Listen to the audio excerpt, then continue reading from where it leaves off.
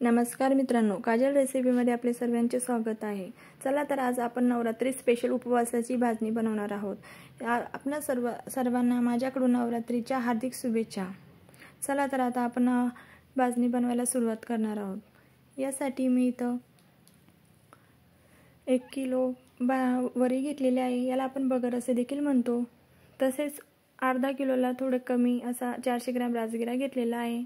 तसेच 250 ग्रॅम मी इथं साबुदाणा घेतलेला आहे। आता आपण सुरुवातीला बगर ही भाजून घेणार आहोत। बगरीला पांढरी शुभ्र कलर येईपर्यंत आपल्याला वरी ही भाजून घ्यायची आहे।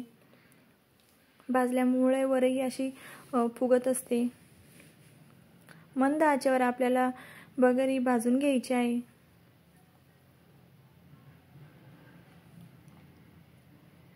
आपल्याला बगरी सतत कढईमध्ये हलवत ठेवायची आहे। आता आपण ही बगर परातीत काढून घेणार आहोत। आता आपण साबुदाणा हा भाजून घेणार आहोत। 5 मिनिटे आपल्याला साबुदाणा हा भाजून घ्यायचा आहे।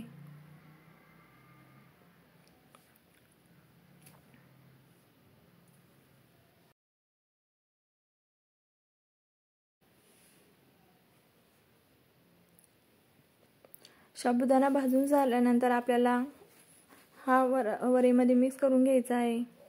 आता आपण राजगिरा भाजून घेणार आहोत।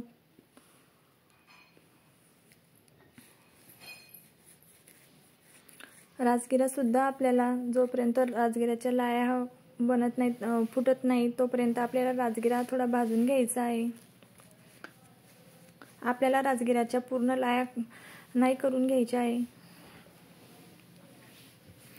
फक्त 5 ते 10 मिनिटे आपल्याला राजगिरा हा भाजून घ्यायचा आहे। आता आपल्याला सर्व पदार्थ एकत्र मिक्स करून घ्यायचे आहे। आता ही भाजणी थंड झाल्यानंतर आपल्याला गिरणीमधून दळून घ्यायची आहे। मी ही घरच्याच गिरणीतून दळून घेणार आहे। ही गिरणी मी चांगल्या प्रकारे साफ करून घेतलेली आहे। भाजणीसाठी आपल्याला बारीक पीठ हे दळून घ्यायचे आहे। अशा प्रकारे इथे मी दळून घेणार आहे।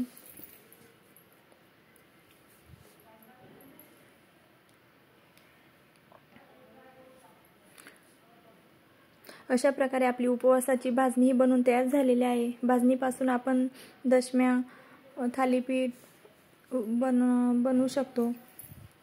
अशा प्रकारे आपल्याला जर रेसिपी आवडली असेल तर नक्की लाईक करा, सबस्क्राईब करा आणि एकदा ही फराळाची रेसिपी नक्की ट्राय करून बघा। धन्यवाद।